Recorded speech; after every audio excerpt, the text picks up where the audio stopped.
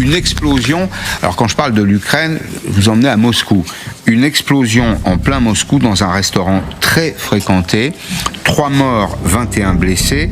Le commandant des forces russes, Alexandre Chaïko, dînait dans ce restaurant où il fêtait d'ailleurs son anniversaire.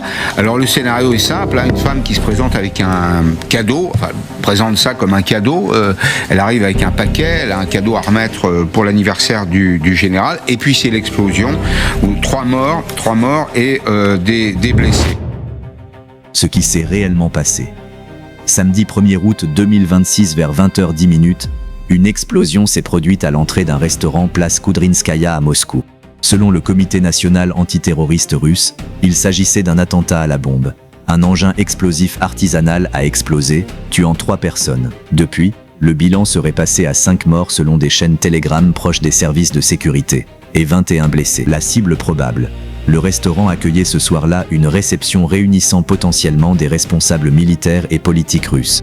Selon plusieurs médias, l'engin explosif devait être introduit à une fête d'anniversaire du commandant en chef des forces aérospatiales russes, Alexandre Chaïko. Une femme non identifiée a tenté d'entrer avec l'engin. Elle a été tuée par la déflagration, avec un agent de sécurité qui avait tenté de l'en empêcher. France Info rappelle que plusieurs généraux russes et responsables installés par Moscou dans les territoires ukrainiens occupés ont déjà été tués ou blessés par des attentats à la bombe ces dernières années, citant les précédents de Daria Dugina 2022 et du blogueur militaire Maxime Fomin 2023. C'est ce schéma répété des cadres militaires russes visés en plein cœur de la capitale qui alimente la question du titre.